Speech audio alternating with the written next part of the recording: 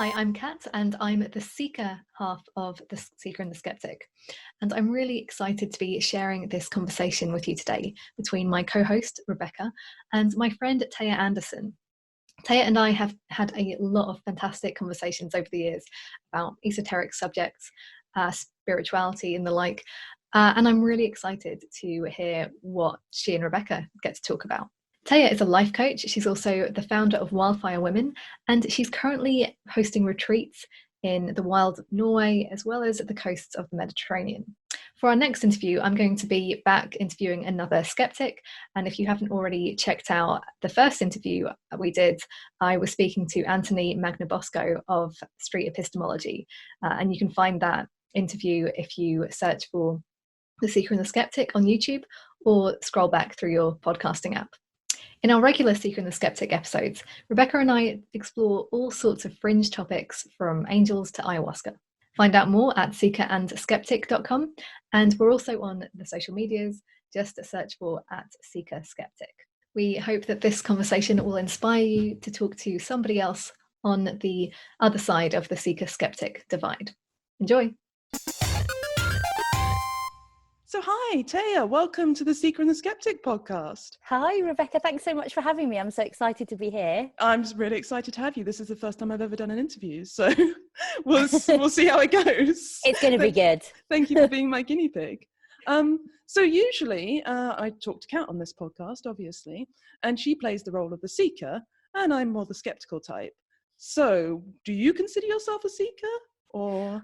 Yes, I am definitely a seeker. I think I was born a seeker. To be fair, I grew up in a family that was a bit unconventional. So my mum was into meditation and crystals and yoga, and we were vegetarian and this kind of stuff that, especially living here in Brighton where I now live, is really normal. But imagine Leicestershire in the 1980s with all the kind of stuff going on. Wow. It was amazing now I think about it, but at the time a kind of hell because I was trying to hide the crystals before any of my friends came round. But it also developed an interest in spirituality in me, and as much as I was embarrassed about it, as I got older, as I became a teenager, I started to read some of the books like You Can Heal Your Life by Louise Hay and Conversations with God by Neil Donald Walsh. And so I started seeking. But I've definitely had periods in my life where that seeking has been stronger, which I could tell you more about. And then I've had times like now where it's the results of that seeking make up part of who I am, but I'm not so active in looking. It's more that I use it in my work. So what do you think? I mean, I'm sure every seeker would define it differently. And it's kind of funny, actually, to have this division of the seeker and the skeptic, because I consider myself a seeker in some ways. And if you ask me what I was seeking, I'd say I'm seeking the truth. What are you seeking? What you're looking for? Oh, gosh, that's a really good question. And I would relate to the skeptic too, because there's always that part of my brain that's like, is this real? Is this true? I'm very curious and I like to investigate. If we are talking about spirituality, which has been the majority of my seeking, although like probably everybody else, I've sought other things as well in my life. But I think it's been to understand, to have probably answers to life's big questions. And I think largely because I had to go through quite a big healing journey myself, and I've always been interested in healing. So we're, healing the body, healing the psyche, being able to enjoy life more. I've been seeking ways to integrate that spirituality in terms of using it both to help myself to heal and for other people as well. And then truthfully, sometimes in the past, I've been seeking experiences. So what does it feel like to feel at one with the entire universe? What does it feel like to discover you've got a past life? What does it feel like to feel energy in your body? I've just been interested. Wow, seeking in every direction. So it's not like, I mean, the way I think of it is I'm seeking, as I said, truth, but what I mean by that is like sort of objective truth about the universe, which is kind of outside myself, although obviously I exist in the universe, so I guess it's inside myself too. But the way you're describing it is much more holistic. It's like you're seeking something inside yourself and you're also seeking experience. Is that yes. kind of, yes, I've never thought about it like this because it's such an instinctive thing that I've just gone towards, but I think, yes, that's true. Yeah, I can't help but try and pick apart these words because it gets so interesting when you get down into the details. So you're talking about your like healing journey, and now you're a coach and you work in a spiritual way and also a practical way, obviously. But how did you get to where you are? What's this journey been for you? Yeah, it's been quite a dramatic journey at times. Because I got ill, very, very sick a couple of times. And that really inspired my journey of seeking even more. Part of it was out of desperation to get better and to understand what had happened to me. So I first got sick when I was at university in my final year, and I was studying English literature. And I literally had my final term to go. And then I came home for the Christmas, got a terrible kidney infection, and was so ill I couldn't get out of bed. And so really the seeking like kind of went up a gear then. So are you seeking ways to make yourself feel better? Is that? Yeah, I mean, so I had to take a year out of university, and I did finally go back and complete my degree a year later. But I think because I'd grown up with this idea that there's a mind, body, spirit connection, I thought obviously there was something medically wrong with me, but I was really interested in the question of, well, what if there's something, emotional as well that's caused this kind of stress in my body, because I do like to see things from that level too. Okay. But also, is there a spiritual reason? Is there a bigger reason for this to have happened to me? And something that, I can then understand. And at that time I went off to Brandon Bay's course called The Journey. Okay. And then to cut a long story short, the kind of seeking went up a notch in my mid-20s because I got really sick again when I was 26. I had a very stressful job at the time. I was working for the council because I always wanted to do something meaningful and help other people. And I'd found all the jobs that I'd done after university utterly dull and pointless. And I was just entering things into a database or selling something. Yeah, I know how that feels. Yeah, we've all been there. And I think possibly it's even worse now. But, I was really lost in that sense. So I finally had this job where I was installing panic alarms for elderly and disabled people. But it's quite stressful because I was having to go out to medical emergencies in the night on my own. Whoa. I simultaneously had just finished a relationship with, I'd now say an emotionally abusive relationship with a guy who was very charismatic and charming, but he couldn't hold down a steady job. Everything was always my fault, and yet he ran up debts in my name. And and then I had a whole kind of, in some ways, toxic family background where I was kind of a bit of the family therapist and the fixer. And all of the, I didn't understand this kind of collision of factors. And, then with hindsight, I understood how all that had come together. But I started to get really sick. I got more and more viruses and more exhausted. And I was having more time off work and disciplined for it as well when it wasn't my fault, whilst doing this really stressful job. And eventually, I really, really crashed. And then I had to stop working. And it's like suddenly to be confronted with this at the age of only, 26. Yeah, that's really hard. Yeah, it was really hard. Like my whole world kind of fell apart. I felt like I lost my sense of identity. And it took me 6 years to get fully well again. Wow. So, and it was a gradual process. I don't want to pry, obviously. This is a that's podcast, what you like. But did you ever get like a clear diagnosis? Do you know what was wrong? Yeah, so it took about 6 months or so to get a proper diagnosis, and I ended up seeing private doctors in the end of things. But I was diagnosed with chronic fatigue syndrome, which yeah, a little familiar. more understood now. Yes. Yeah. Unfortunately is quite, relatively widespread and quite common. And at the time it was kind of a diagnosis of exclusion. They couldn't figure out what was wrong. So they were like, oh, you probably got this thing. When I went to the private doctor, I understood that I had like lots of viruses. My immune system was really compromised. And my mitochondria weren't functioning optimally, which are like the battery powers in your, that generate energy for you. I'm not much of a scientist, but that's as much as I understand. And essentially, on a physical level, you could say a whole load of stress had this huge impact on my body. But, because I was always interested in that mind-body connection and healing myself holistically, and maybe because I need meaning. It's like, Yeah. if it's incredibly tough thing has happened to me, well, it's incredibly tough at any age, and an illness at the time they're like not sure you're going to get better from, then I need to feel like there's a sense of meaning behind that, and maybe that this is connected to some bigger purpose for me. Yeah, because it's just horrible to think that it might be random. Yeah, right. I understand that. I think this is something that skeptics worry about. They worry about people, we worry about people who are in your situation that you were in then.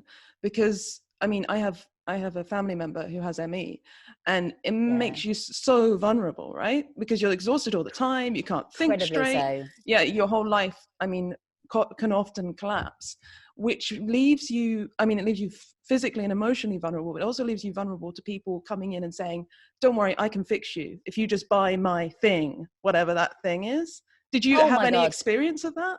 Yes, I mean, 100% relate. Both absolutely the vulnerability, you feel like you're always strategizing around your energy and what you can do, because I could do very little.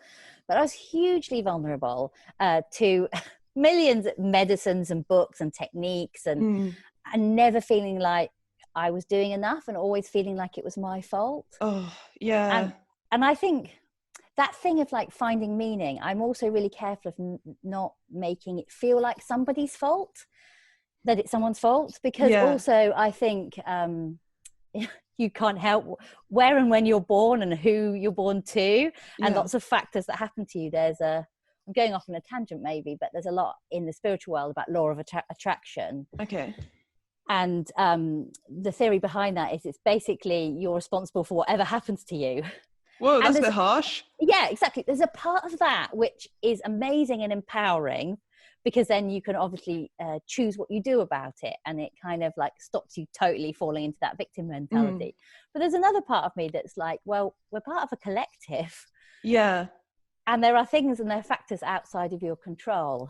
Yeah. I think, so are you saying like you could take something like the law of attraction, that philosophy or way of thinking, whatever you want to call it, and you could just take the empowering bits and leave behind the mean bits, the bit you deserve, your situation? Is that kind of like how you yeah I mean, to be honest, I think the law of attraction writing, the teachings aren't specifically saying, oh, by the way, it's really your fault, you've really messed up.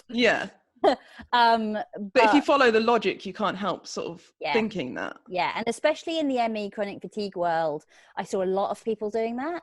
Oh no. Both feeling like it was utterly their fault, and also feeling like they had to do everything absolutely right to be able to get better. And I think because I was coming from that mentality some of the time, of course, I thought, I have to get my diet perfect, I have to become enlightened. Yeah. And I believe very much in compassion and self-love.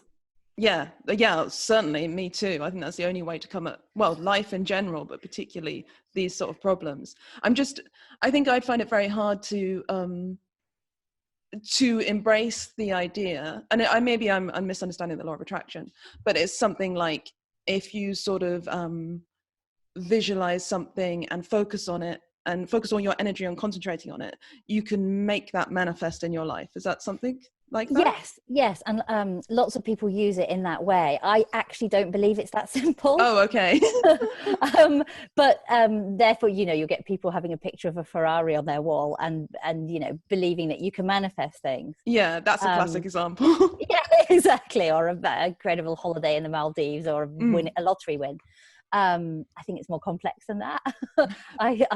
I think you also have to take actions around the things you want, because I'm quite practical as well. Yeah. But if we're talking, and I'd love to go into this topic a little bit more, because this was very important for me in terms of my recovery, sort of manifestation and working with energy.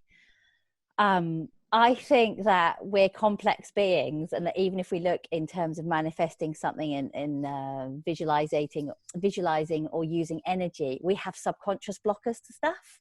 Okay. So from our own psychology, part of us might feel like, we really want that thing.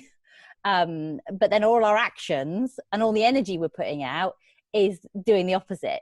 So even if I've got my picture of my Ferrari or whatever, simple example, and I'm visualizing it every day and I'm thinking really hard about it, I might not be acting in a way that would get me a Ferrari, and I might not be sending out energy, and we should get into what exactly that means, but sending out the right energy to get it, because there's some kind of subconscious.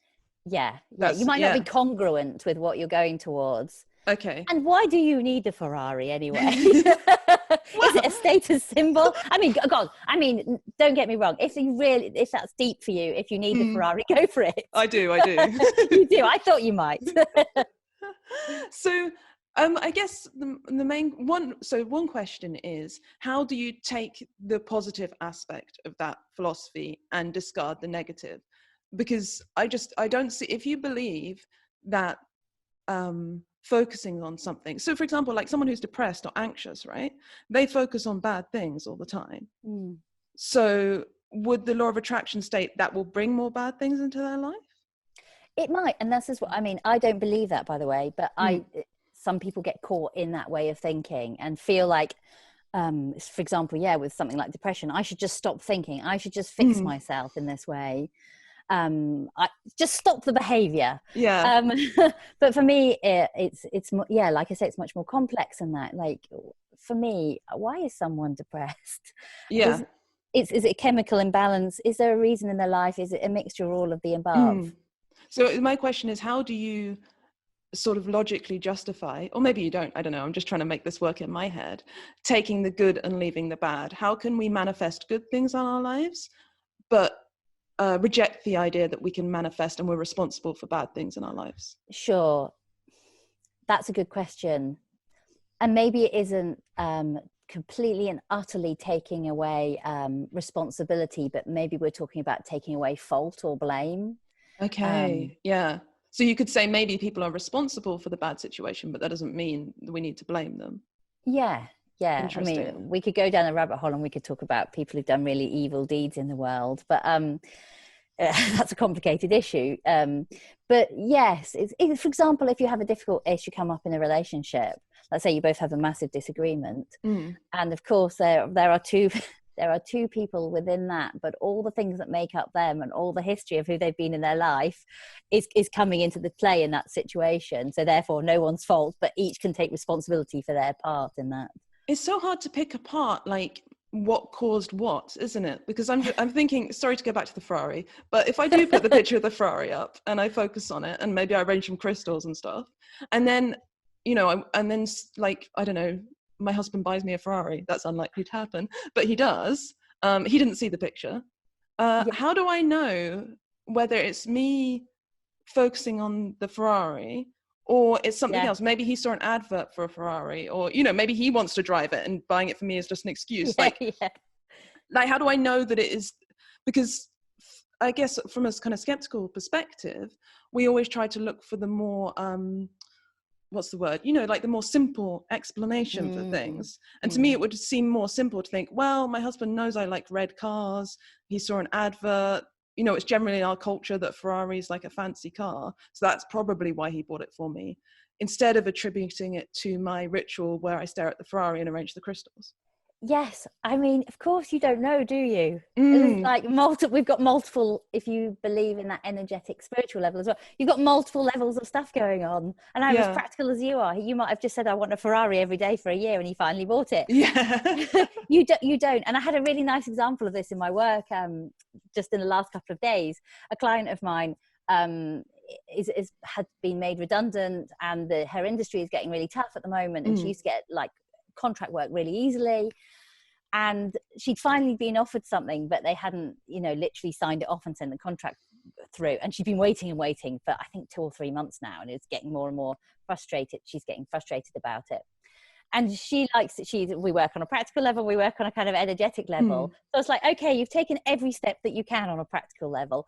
What can we do, and to make it fun today on a sort of energetic level? So we visualize that contract going to the top of the pile of the person that's got to sign it off, and and she started to feel a bit better. We did what we could in that way, and it's quite fun. And then she messaged me yesterday saying yes. Like a few hours later, it came through. It's been that's fantastic. Did it work? Is it coincidence? I don't know either, but. So what leads you to, would you say that you believe in the idea of manifesting? I mean, not necessarily the law of attraction like Noel Edmonds stuff, but manifesting in general. Yeah. And what leads you to believe that rather than just saying, oh, there are lots of coincidences that I've seen? Sometimes because things have been so surprising. For me, though, I think I look at it in terms of like a multi-layered picture. Okay. And this is what my illness taught me, that if you imagine we're made of energy and energy exists and you can tap into that energy and both intuit things that already exist, but potentially have an influence on that energy and therefore maybe some practical stuff. Yeah. Some of the stuff that's happened to me has been so bonkers or just surprising. Yeah. Yeah, you can always put them down to coincidence, but they often, I just like a bit of magic in my life as well. And like I say, I like a sense of meaning. Yeah. So would you say, like, you have the belief in energy and then the coincidences happen, and because you already have the belief in energy, you see the coincidences as being part of that, related to that? So the belief comes first? Yes, so probably the belief comes first. Maybe I should, it's a long answer to your question, but maybe I should tell you a little bit about what happened for me around my intuition. Oh, please do. And with energy while I was ill, because that maybe make more sense of how I work with it now. So when I was ill, obviously it was like many years of really deep soul searching and struggle and trying lots of stuff on all levels, because I very much believe practical, psychological, emotional, spiritual, all of it. And then I got a spiritual reading done for me from a channeler, which is a whole other subject. We've actually, we have a podcast. What's it called? Maybe we can put it in the show notes. We went to see a channeler. He channeled the Archangel Gabriel and the Palladians, which are aliens from the star system Palladius. I have heard of them. I'm aware of them. Yes. I'd like to say I've met them, but not yet. Not yet. So if the listeners want to find out more about channeling, you can go back, find that episode. I'll pop a link in the show notes. But what was your experience? I had a reading from a channeler called Lee Harris, who's actually moved to the States, and he's quite big now with his work. But so the channel said to me that I was a energetic sponge. It didn't say exactly those words, but essentially I was extremely sensitive to energy in others, specifically, like negative energy, in terms of that I wanted to heal them subconsciously. And I am open to this stuff, but even this blew my mind at the time. So that obviously my illness had come from all sorts of stress, but also I had... Now, even though I'm saying this to you, Rebecca, I'm thinking this sounds mad, but I'll just go with it because this is my experience. That I had taken on the difficult energy of others, especially in my family, to subconsciously try to heal them, because I was a natural healer. Okay. And that my body was struggling to process all of this energy I'd taken on from others, and that I needed to wake up from that to that and distinguish what was my energy and what was someone else's, and learn how to use it and work with it in my own practice. Which is what I now do. Before we get into how energy works, what is energy? I mean, what you're using this word, and I know we have sort of a colloquial sense of what you mean, but can we get a clear definition? Yeah.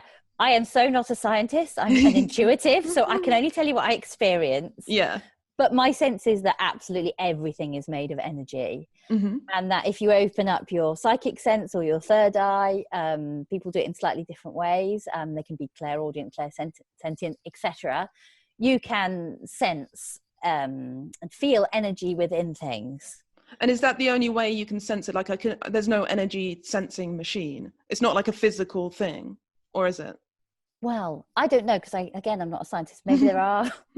I know there are things, for example, like a book called Biology of Belief, which talks about how you can change your physical body by working on your beliefs and on your emotions.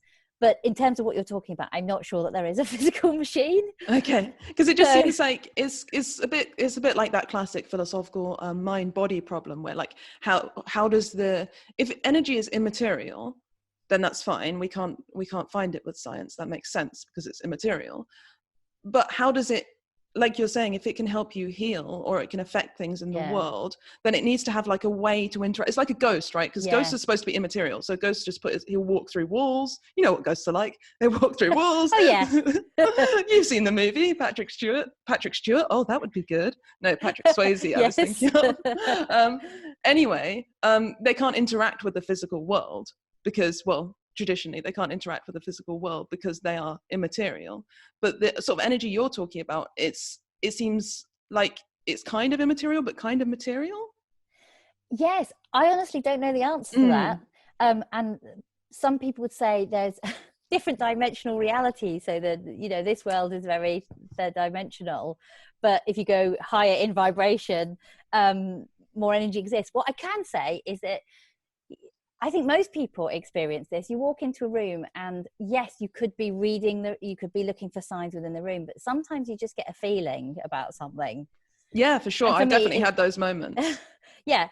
And, or, you know, just before someone messages you, like lots of stuff you put down to coincidence. But for me, it's like my body is the instrument that reads things. Okay. So if we both walk into a room and we both look at each other and do like a face, like, oh, there's something not good in this room. This feels a bit wrong.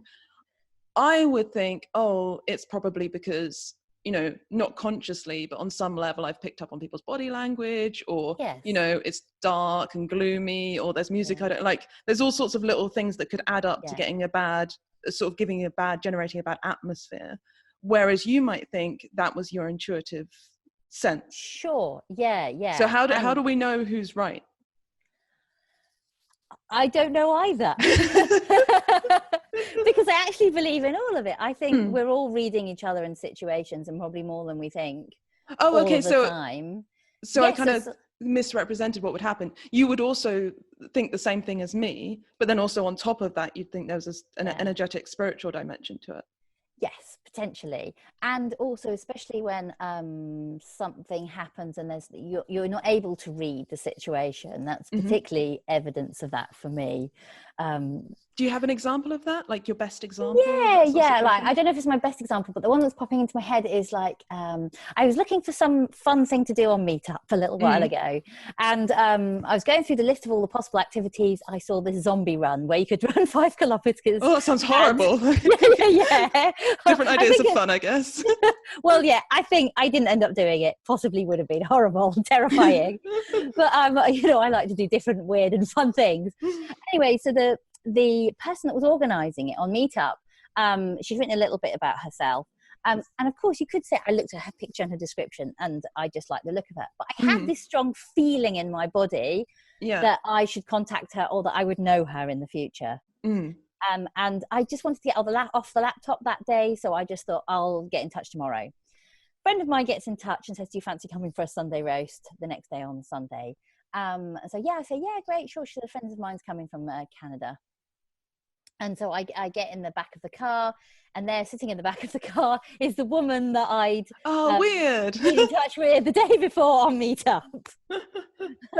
And I have this kind of thing happen all the time. Yeah. So it's those strange little coincidences that you see them as confirming something that you already believe. Yes. Is that? Yes. It's like, I take it as quite a fun thing. Oh yeah, my intuition was right. So do you think the difference between you and me in the way we'd interpret the situation, like the walking into the room and getting a bad vibe, whatever. Yeah, okay, you know what I mean. Yeah. You think the difference between you and me maybe is that I don't already have that belief, so I'm not looking to confirm my belief in intuition or in energy or any of those things. Yeah. And so I interpret the same evidence in a different way to you because I don't have the pre-existing belief. Yeah, quite possibly. So you're looking for confirmation in a different way. Yeah, definitely. I have lots of beliefs, and probably many of them completely irrational, so I'm hardly one to judge. But I just think it's interesting to see how we go out into the world with an idea about how things work, and then we will find evidence to confirm how we think things work. Having said that, this has gone to whole other levels for me, which has supported it even more deeply. So, for example, I'll have clients now that I work with on Skype, and I have one in particular that's like, asks me to just intuit how she's feeling that day. And you could say I'm reading her, but I've done this on phone calls as well, where I can't see the person, and I can use that sense within me to kind of scan her energy and kind of say back to how I can feel that she's feeling. I also went to an intuition class recently that was quite fun, and I had to do a cold reading on a guy that was there. So this is someone I had never met, and the teacher asked us to sit down in front of each other and do a cold reading. So just say, we've been talking about what our big desires were, what we wanted to create. So what they wanted to create in their life, and anything else we picked up about them. So I closed my eyes and I just tuned into my body, and I felt the senses, which sometimes turn into pictures for me about the guy that was sitting in front of me. It's quite scary for me to do this because there's always the fear of getting it wrong. Yeah. And what I think is really important to say is it kind of doesn't matter if you do, because the point is, for me, that we use all this stuff to help us to enhance our lives, to heal, to feel better, and to go where we need to go. So I try to put that aside. And I said that I saw him riding his bike a lot around London, that he was trying to create a sustainable food business over about 3 minutes. And I had my eyes closed. I sort of picked up bits and pieces and sort of weaved it together.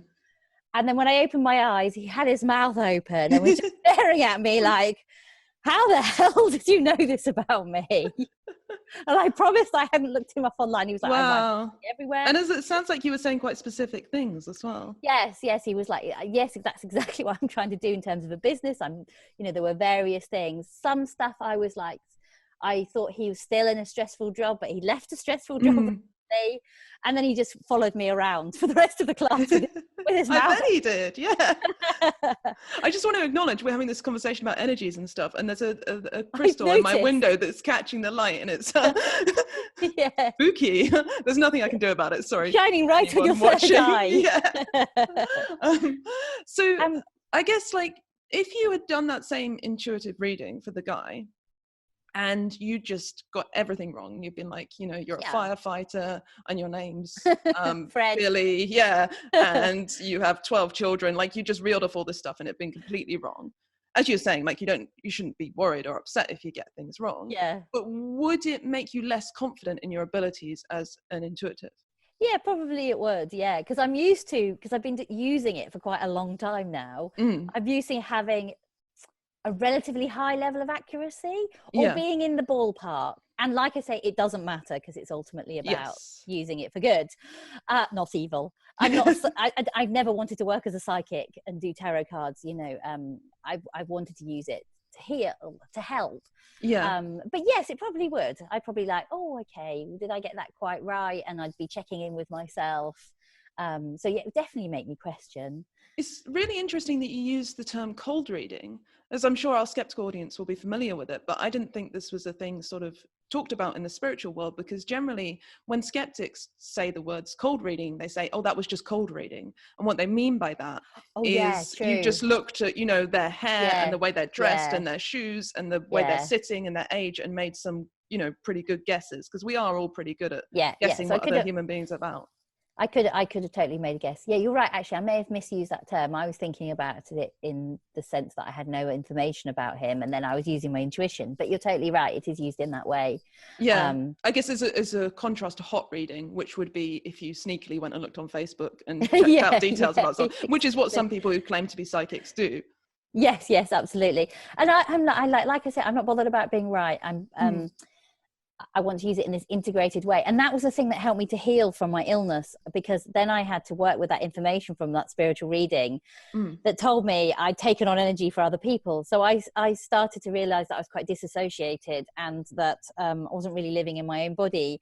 And I had to learn what was my feeling, what was my energy, what was my emotion, and what was somebody else's. Okay, yeah. And learn to clear out what was somebody else's and to feel what was mine. And I trained in NLP. So I really like mixing all of that stuff with NLP. That's neuro-linguistic programming? It is neuro-linguistic programming. And it teaches one many things, but one of those things that was really useful to me was how to code emotion. So I was working on just like non-energetic level with you, for example, and you were struggling with something. I absolutely loved parts work, and that's the way I could ask you, okay, what are you feeling? And then let's identify where you're feeling it in your body. What's the quality of that feeling? If you were to give it a visual, what would it look like? And obviously some people are more visual, auditory, kinesthetic. And when I use that, I still use it in my practice loads, but if I combine it with energy, it means that I can, let's say when I was ill, tune into a part of my body that was ill, have a conversation with it. Oh wow. But also okay. in use my intuition to feel like, okay, what's the energy that's stuck here, the quality of that energy, and can I both help to release help the physical symptom, help the emotion, and help the stuck energy that's been somatized to release by working in that way. Okay, so this is kind of going back to what you were saying before about the mind-body link. Yeah. The idea that there is emotion, or maybe you'd call it energy, stored in different parts of your body. Yeah, I think for me it's like a combination of the two.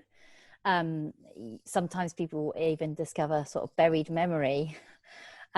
Yes, and like I think I mentioned that book, Bruce Lipton, Biology of Belief, like touches on this. There's other books that look at this as well.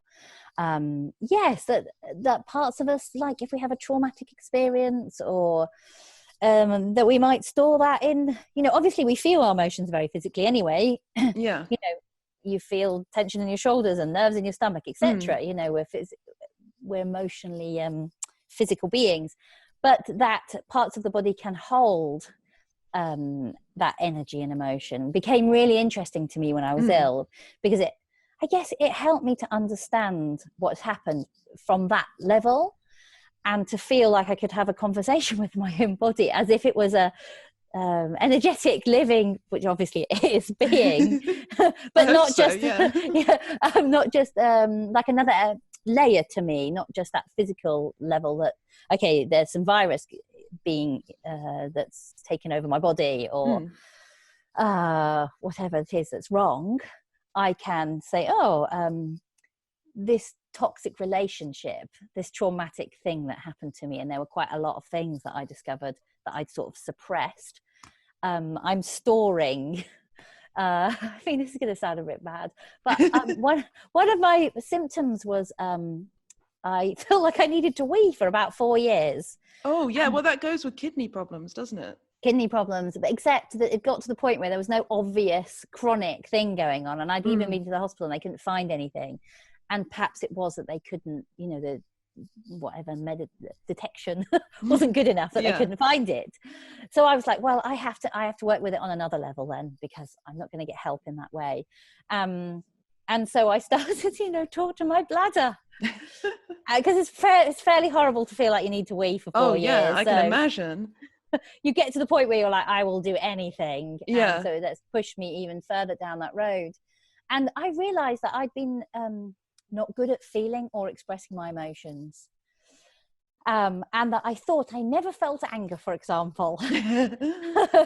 And so I started, and I worked with another practitioner as well, to start to feel my anger and learn how the anger was a force for good if used in the right way. It tells you what your boundaries are. Yeah. It empowers you. It makes us fight injustices in the world. But lots of us have experienced reactive anger that's been violent or difficult to be around. And there was some of that in my family, so I'd suppressed it in myself. And as I started to work with the anger, not only did some of my physical energy start to come back, but my bladder started to get better. Coincidence maybe, but for me it felt really like I was listening to the very cells of my body. Yeah, I think this reminds me a bit of I might be getting this wrong, but I think it's Gestalt therapy. Yeah. Where you you create sort of characters in your head, and sometimes they'll even put out buttons on a table or something and say, imagine this button's your mother, imagine this button's your bladder, whatever. Have a conversation with them to try and work through the issues. So I think it's weird, because I could have a very similar experience to you. In fact, a lot of the stuff you're saying really resonates with me, especially not feeling dissociated and feeling difficult to feel your emotions. That's my jam all day and night. But I would just interpret it through purely a psychological lens. Yes. What do you think, what makes you go the extra step? Why do you interpret it like that? Whereas I would say, well, this is my brain doing weird brain things. And it possibly is your brain. You know, I'm with you on all of those psychological reasons. I have a very grounded sense of this. But the extra thing for me is because I can feel stuff. Yeah. and What so does it feel like? Can you describe the feelings? Like, yeah. And when I'm working with someone else, I feel things for them and I feed it back to them and it helps me know where to go. Yeah, it's a very physical sensation for me, and it's really often hard to describe because very much like taste or notes in music, you have to describe those things to somebody else. So I can qualia. Yes, there you go. Yeah, they're very subtle feelings, and sometimes strong. And everybody, for me, has a sort of, I like to say, sort of soul feeling. No matter what they're going through, I have a feeling for them, that person, and it is never the same as somebody else. Okay. But also, yeah, so it might be like a sweet and lovely feeling that radiates up through my heart. It might be a suppressed feeling that pushes into my stomach. So does this feel like, I know it's hard to describe, but for someone who hasn't had these experiences, just to give us a flavor, is it like warmth? Is it like emotional? Is it physical and emotional? Yeah, so I less on the, not so much on the warmth, but more like, it's really hard to describe because, you know, and then I will do sometimes things that you would call psychic, where I send my energy out and look at something and I get a feeling back about that and a little bit of a picture. So yes, it's probably much like you experience it, you know, anyone experiences their emotions, except it comes with this sort of added extra layer, which is I sometimes get visuals attached to it. And yeah, it's sometimes incredibly subtle feelings that I've learned how to interpret. Yeah. And sometimes I can feel things within, like physical things within people's body, especially with my husband. He regularly gets headaches, you know, like at least once a week. Last night I walked past him and I felt the headache. Oh. So it's got to the point where I don't say, oh no, have you got a headache? I say, oh, I'm really sorry you've got a headache. Do you need anything? And he's like, you're a witch. He's used to me by now. So it's like, it does make me sensitive to people and places, but not to the point that I don't like to use it to hide away. But it's like, yeah, I was this feeling passed through my body sometimes. And I'm sorry, that's not a very good description. No, that's okay. It's fascinating. I mean, I think I work as an artist, so I relate to the idea of getting pictures in your head. Like, often what's really annoying is the picture in my head I can't draw. That's a hard thing about seems being an unfair. artist, isn't it? Yes, exactly. Yes. And definitely having, you know, I mean, I most commonly get these sort of experiences if I see something really impressive in nature. Like if I look at a tree that's like 1,000 years old, I just get this kind of like, and I would call it awe, or maybe wonder, or, you know, the sublime. That's what the romantic poets would call it. But like, wow, this world is so beautiful and amazing that we live in. And it feels like, it's hard to describe. Like you say, it feels just like expanding. I'm using the words that I've picked up in all our explorations through the world of woo. But yeah, I relate to those sort of experiences. The thing is, like, it's really hard to know, isn't it, what other people's internal lives and experiences are like. Yes. So exactly. when I'm saying I'm having these experiences, and maybe I think, oh, I have them because I have a, you know, this really close in touch connection with nature, and that's what makes me special. You know, I'm connected to nature in a way other people aren't. But I mean, everyone might be having these experiences and just giving different labels to them. Yes, exactly. And maybe also depending on their culture or their family, you know, interpreting in different ways. Yeah, exactly. Okay. I'm thinking maybe I should ask you for some advice to finish off the show. Okay, I'll do my best. We've got lots of skeptics listening to the show, and I'm a skeptic. And we have lots of conversations in the skeptic world about the best way to talk to people who are not skeptics, and, you know, all sorts of things like that, how to have the sort of conversation we've just had, and try and find common ground with people. And I just wondered if there's anything, I mean, you've hung out with skeptics, you know what we're like. Is there anything that you think we're missing, or that we should focus on more to be better skeptics, but also to be better friends to people who are not skeptics? Sure, yeah. I mean, I have never tried to convince a skeptic, because part of me just doesn't care. I think everybody has different experiences. I have quite a lot of friends who are like some of the most lovely, most wonderful human beings who are not spiritual or into all of this stuff, and I wouldn't want to change them. I've known spiritual people that are pretty awful. Yeah, So you and me both. Yes, so it's about, you know, how you use this stuff. But in terms of hanging out with us, you mean like for skeptics hanging out with seekers? Like, yeah, anything, just some wisdom from your world to mine. From my world to yours, I would say keep an open mind, which you obviously are doing, and be open to what you feel in your body. Yeah. You know, I'm very kinesthetic. If I do my Myers-Briggs test, and I don't know if you've gone into that in the podcast, I come out as an intuitive and a feeler type. So I would say that. Other people are made in different ways, come more from your head, but I think the Western world is very head-based and evidence-based and capitalist, etc. And it sounds like you very much already do this, which is that you go into nature and you feel. And obviously things like mindfulness have come in more now, so people are starting to do that a bit more. But I think you could just have an enhanced experience of the world. Yeah. And also, magic is fun. I mean, for me, that's not necessarily spells, although some people are into that. For me, magic is kind of like, maybe there's something that exists outside of this, and there's something that we can interact with that can help us or give us information. And that when something you call a coincidence happens, you know, maybe there's been something else going on. So just to be even more open to that, and not just to quickly dismiss it. On the magic thing, before I let you go, would you say that amazing coincidences happen, and all sorts of things like strange feelings we have? Would you say one of the reasons that you believe in magic or manifesting or whatever label you want to give it is because it is more fun to live that way? Is that a big factor in the reason you believe it? Yes, it definitely is fun. But I think because it has felt real to me. Yeah. I mean, partly maybe because I grew up with it, but I've had so many experiences and such a lot of evidence in my work that where I've used it to help people, I've used it to help myself. And it just feels natural to me. Yeah. It just feels every day. Do you think that that's a good way to like figure out what's true about the world? Because I'm just thinking, like, the first time we met, I think, was at your conference, Wildfire Women, which is an amazing event, which is all about empowering women. And I mean, it's just great fun. People should look it up, and we'll put links in the show notes to all of Thea's stuff, so you can follow up on this. But you know, there are obviously some dickheads in the world who really feel that women are less than. Like, they really feel that's true. They feel it deep down in their hearts. That's what they think. But they're not right, are they? No, God, no. So the idea of believing things that feel true. I see what you're saying. Yeah. Sure. Yeah. I just think it could get us into trouble. Okay. Very good point. Yes.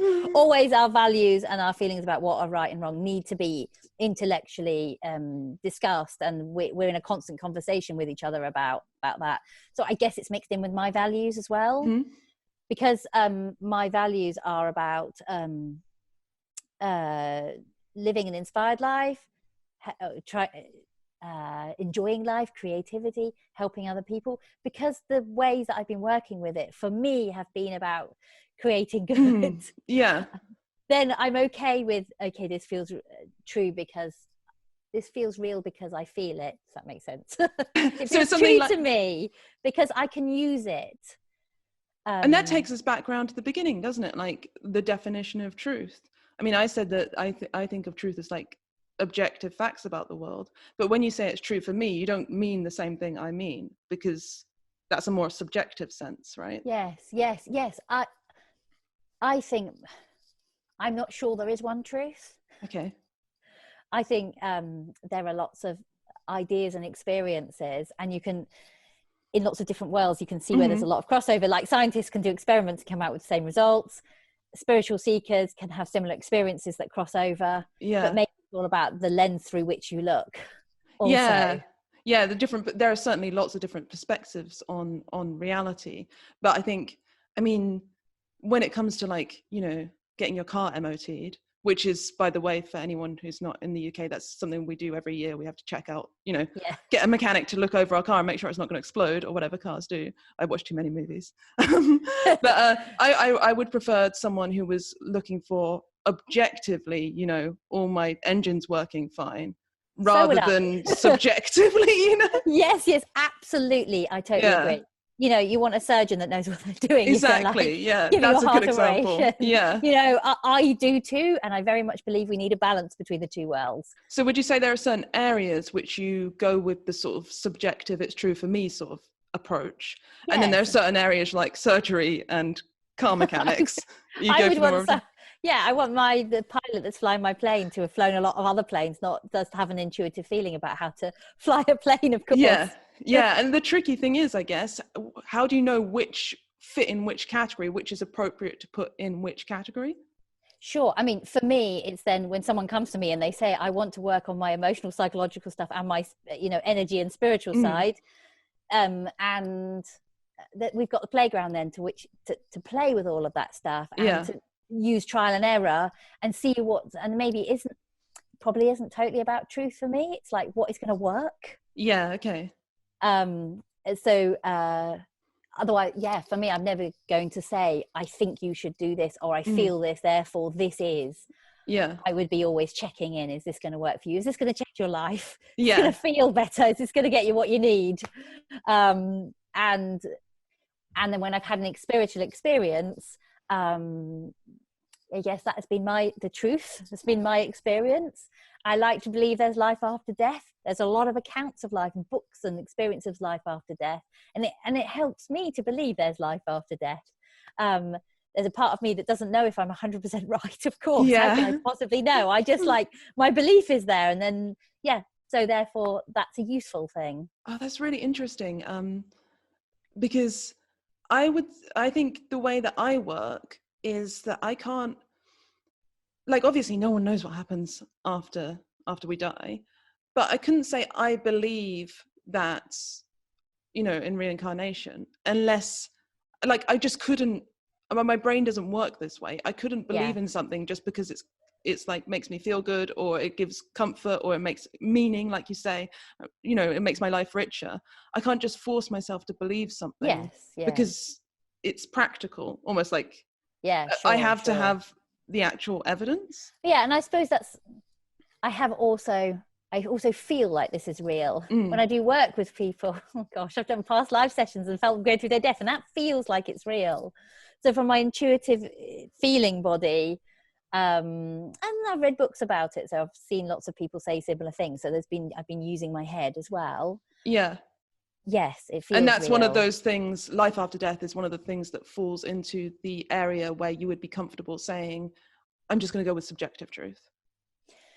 Yes, because how do we get absolute empirical evidence for that? The thing is, it's impossibly from hard. Where I'm coming from, I have to say I don't know. Which is a very uncomfortable position to be in, but if I don't have the evidence, that's where I am. And I actually think I mean, I don't know whether it's good for you psychologically or whatever, but I think for our society, it would be nice if more people were comfortable saying, I don't know, instead of, saying whatever. Yeah, because of course, religion, okay, this is a controversial subject, but it's done good stuff and it's done bad stuff by having these absolutes. Because I would even say, I don't know. For myself, I believe kind of like 80% or 90%, but I also have that part of me that doesn't know.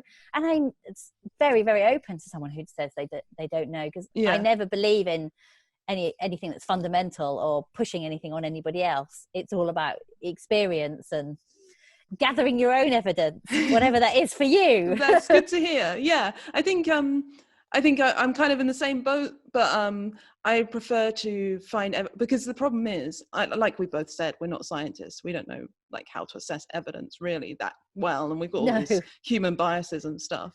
So that is why I do like to rely on kind of objective measures, because I just don't trust my own interpretation of events, because it's very tempting to say I saw a kestrel today, and I had a dream about a kestrel last night, and I saw one today.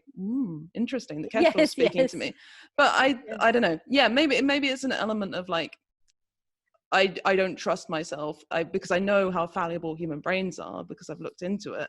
I just think, I know that we're meaning-making machines, and meaning feels good. Yeah. So I'm always on the lookout for it. But anyway, Absolutely. it sounds like it's a really healthy position you've got, where you've got that like 20%, I don't know, doubt. Yeah. And that you're willing to explore and discuss this stuff, which not everyone is. Not every skeptic is. So sure, yeah, they have their kind of rigid positions. Exactly. For me, Yeah. everything's open for discussion, and I think that's really important. That's one of my values as humans, that we're constantly discussing with each other, and we get into conflict when we hold rigid positions. Oh, that's beautiful. That's something we have in common. Thank you so much for coming on the podcast. It's been a really interesting chat. Oh, my absolute pleasure. Thanks for having me, Rebecca. Thank you. Bye. Okay, bye.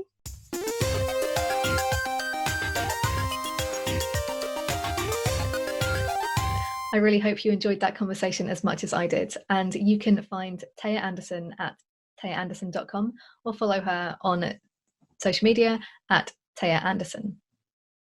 And if you want to keep up with The Seeker and The Skeptic, you can subscribe to our channel on YouTube or to our podcast. Just search for Seeker and The Skeptic. I assume you're already there because you're watching or listening to this show. You can also follow us on Twitter and Instagram at Seeker Skeptic. Thanks for listening, and we'll catch you next time.